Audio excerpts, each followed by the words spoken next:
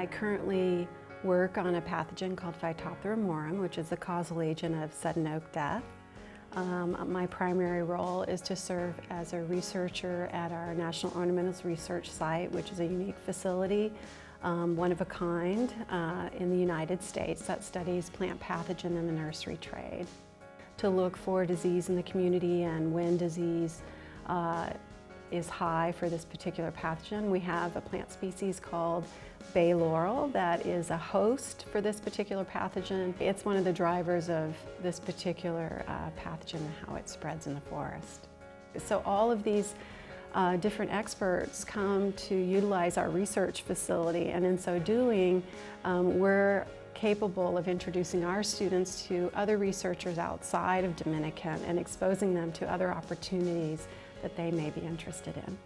So in our nursery, it has a unique design. The entire site is lined, so that basically means that our research facility is isolated from the natural environment. When you walk into the nursery, you step onto drain rock, and underneath that is our liner. So when the rain falls onto the nursery, all of the water that falls on our walkways is collected into a special drainage area. And that area can be monitored to see if the pathogen has moved into the nursery environment from the research space. What we want to prevent is any movement into the nursery from the outside, and that is established by the second layer of protection. That's a barrier.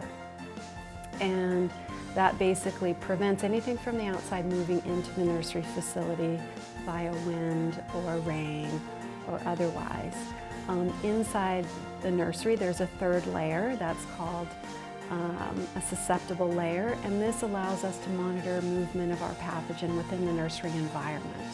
And that also lets us know if we have any movement from the inside towards the outside of the nursery, similar to what we might expect to see in a real situation or a real nursery. Do we have the risk of the pathogen moving in the nursery environment to a native landscape? And our goal and our mission is to sustain and maintain the natural processes so that this and future generations can enjoy the national parks. And come back like the problem of weeds. You know, if non-native weeds or non-native plants take over natural native plant communities, then your animal communities change and you no longer have the natural processes occurring. Well, my work here is under a cooperative agreement that Dr. Ghosh and I had prepared between the Park Service and Dominican University.